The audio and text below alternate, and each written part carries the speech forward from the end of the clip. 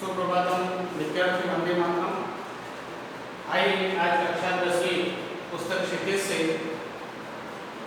भाग 2 पुस्तक से पाठ नंबर राम लक्ष्मण परशुराम संवाद को पढ़ेंगे, जो तुलसीदास जी के द्वारा लिखा गया है और ये हमारे महाकाव्य रामायण रामचरितमानस के बालकांड भाग से लिया गया है, जिसमें सीता जी का स्वयंवर होने जा रहा है। उस समय सीता जी का स्वयंवर के समय जब शिव धनुष तोड़ा गया और उस शिव धनुष को तोड़ते ही परशुराम जी आए और राम और लक्ष्मण और परशुराम के बीच में जो संवाद हुआ उसी से इस पाठ को लिया गया है। तो आइए आज हम राम लक्ष्मण परशुराम संवाद के भाग 1 से हम इस पाठ को पढ़ेंगे। यदि आपने हमारे चैनल को सब्सक्राइब नहीं किया तो कर लीजिए और अपने मित्रों को शेयर कीजिए और अपना ज्ञान बढ़ाइए और लाइक कीजिए। पहले हम शोषोपाचन करके इस चौपाई और दोहा को पढ़ेंगे, उसके बाद इसके खंड विधि से इसके चौपाई और दोहा का भाव समझने का प्रयास करेंगे। तो आइए आप इसके चौपाई का वाचन करते हैं। नाथ समुदन भंज निहारा, कोई एक दास तुम्हारा, आए सुका कहे तिन मोही, सुनि विसाई बोले मुनि मोहि, सेवक पूछो जो करे सेवकाई, हर करनी करी करी लड़ाई, सुनो राम जय शिव जग तोरा, सहस भाव सम सोर कुमोरा, सोबिल गाओ बिहाई समाजा, नत मारे जेहि सब राजा, सुनि मुनि वचन लखन सुकाने, बोले परसु डरै अवमाने, बहु धनु तोरी लड़काई, कबो न असिर से किनी गोसाई, यही धनु पर ममता के हेतु, सुनि विषय का विपुल केतु। ये चौपाइया थे, आप इस दोहे को पढ़ेंगे। रे नकुल बालक काल बस, बोलक तो ही संभाल, दोनों ही सम त्रिपुरारि तनु, विदित सकल संसार। इस प्रकार इसका गायन किया जाता है बहुत ही सुंदर भाव में। इसके गाने के बहुत सारे अलग अलग तरीके हैं। आपको मैंने सिर्फ एक ही तरीका के माध्यम से आपको चौपाई और दोहा सुनाया। आइए हम जब शिव धनुष टूट गया जनक के दरबार में सीता स्वयंवर के समय और परशुराम जी वहां प्रकट हुए गुस्से में, तब श्री रामचंद्र जी कह रहे हैं, नाथ संग धनु भंज निहारा, कोई के एक दास तुम्हारा। श्री रामचंद्र जी परशुराम जी से कह रहे हैं, हे नाथ, शंभु धनु यानी शंभु यानी शिव, धनु यानी धनुष, हे नाथ शिव जी का धनुष भंज निहारा यानी तोड़ने वाला, कोई के एक दास तुम्हारा, केहू यानी कोई, एक दास यानी तुम्हारा दास, कोई यानी होगा। हे नाथ शिव जी का धनुष तोड़ने वाला कोई एक दास तुम्हारा दास ही होगा, ऐसा रामचंद्र जी कह रहे हैं। और आगे क्या कह रहे हैं रामचंद्र जी, आए सुका कहे तिन मोहि, सुनि विसाई बोले मुनि मोहि। आगे रामचंद्र जी कह रहे हैं, आए सुका कहिए कहिए, आयुष यानी आज्ञा दीजिए, कहा है मुझे, कहिए आज्ञा दीजिए, किन मोहि और मुझे क्या करना है, ऐसा रामचंद्र जी ने कहा। आज्ञा दीजिए मुझे आगे क्या करना है। तो सुनी विषय बोले मुनि कोहि, सुनी यानी रामचंद्र जी की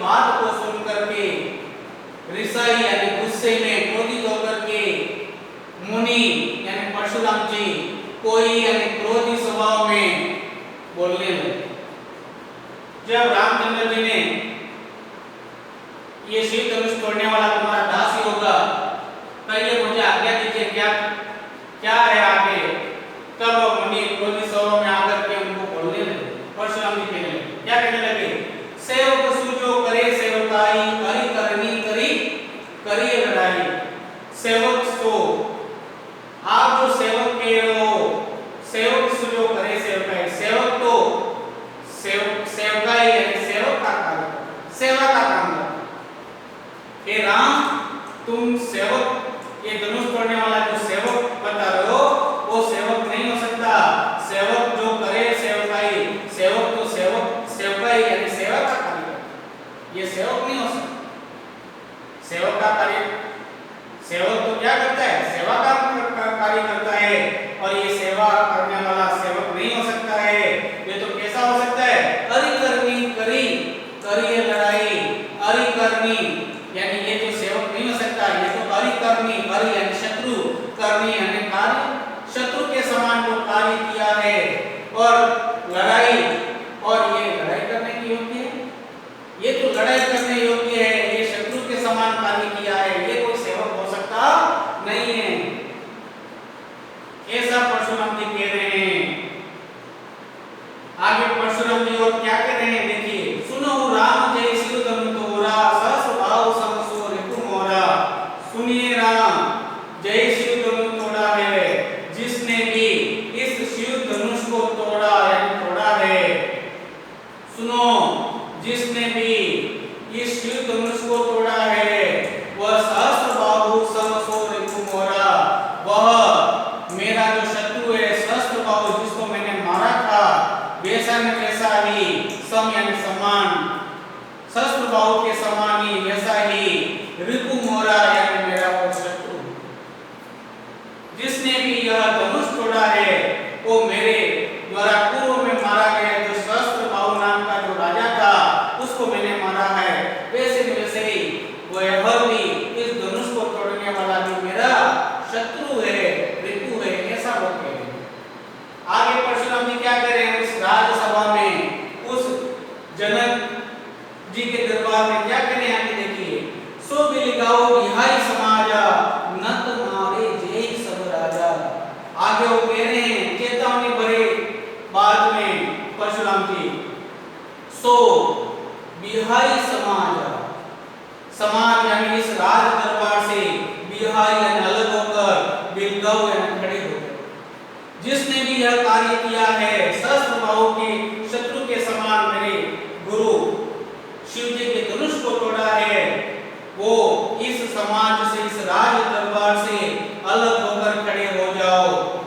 न तो नहीं तो मारे जाएंगे यही सब राजा, नहीं तो ये सभी राज दरबार में सभी राजा मेरे द्वारा मारे जाएंगे, ऐसे परशुराम जी कहते हैं। तब आगे क्या होता है, देखिए, सुनी मुनि वचन लखन मुस्काने, बोले परशु धरई अवमाने। सुनी मुनि वचन, उस मुनि के, उस परशुराम जी मुनि के वचनों को सुनकर के लखन यानी लक्ष्मण जी मुस्काने यानी मुस्कुराते बोले, क्या बोले, बोले परशु धरई अवमाने, और वो मुस्कुराते हुए उस परशुधरी, उस परसा को धारण करने वाले, उस कुल्हाड़े, परशु यानी उस कुल्हाड़े को धारण करने वाले उस परशुराम जी को अवमाने यानी तिरस्कार पूर्वक, निरादर पूर्वक उनको कहने लगे। लक्ष्मण जी क्या कहने लगे, अब लक्ष्मण जी कह रहे हैं परशुराम जी से, क्या कह रहे हैं, बहु धनु तोरी लड़काई, कबो न असिर सिकुनी गोसाई। ये धनु पर ममता के हेतु, सुने ऋषय कह बिल्कुल केतु। तब लक्ष्मण जी कह रहे हैं तिरस्कार पूर्वक परशुराम जी को, बहुत सारे धनु यानी छोटी छोटी धनुषिया, तोड़ी यानी तोड़ डाली, लड़काई यानी बचपन में, हमने तो बचपन में बहुत सारी छोटी छोटी धनुषिया तोड़ डाली। कबो न उस समय, असी ऋषि इन्हीं गोसाई यानी हे गोसाई जी, उस समय, असी यानी उस पर, ऋषि यानी गुस्सा, कबो न यानी कभी नहीं किया। हे गोसाई यानी हे परशुराम जी, हमने बचपन में बहुत सारी छोटी छोटी धनुषिया तोड़ डाली, तब तो आपने गुस्सा नहीं किया?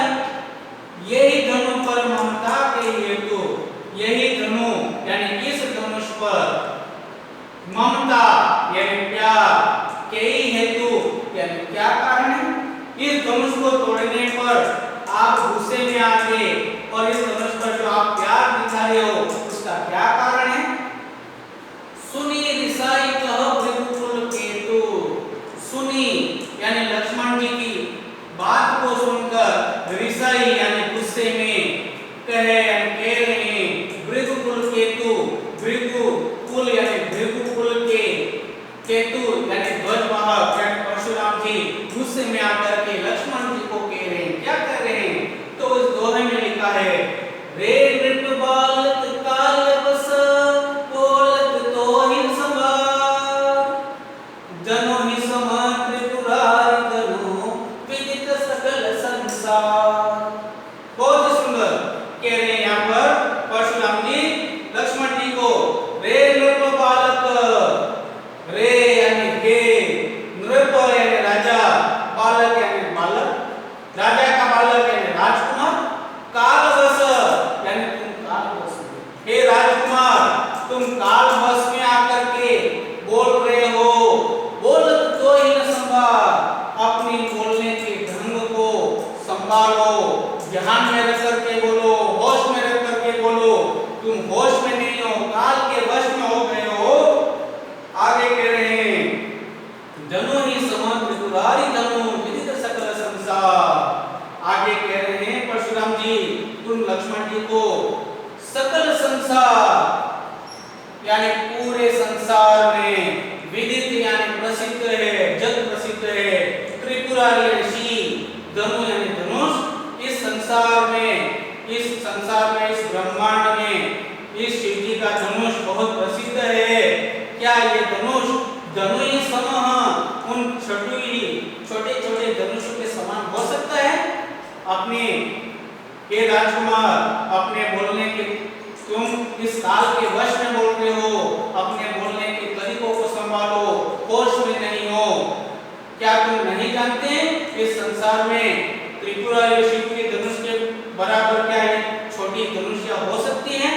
इस प्रकार ये सुंदर बात इसमें कही गई है।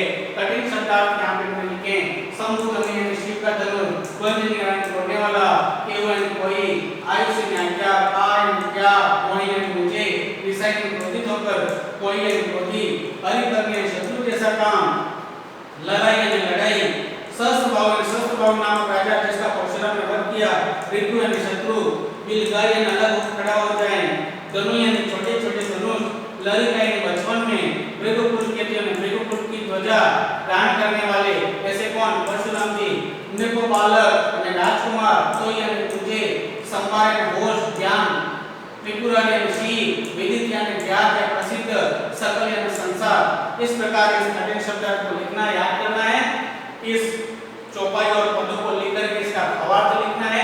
अभी तक आपने हमारे चैनल को सब्सक्राइब नहीं किया तो सब्सक्राइब कर लीजिए।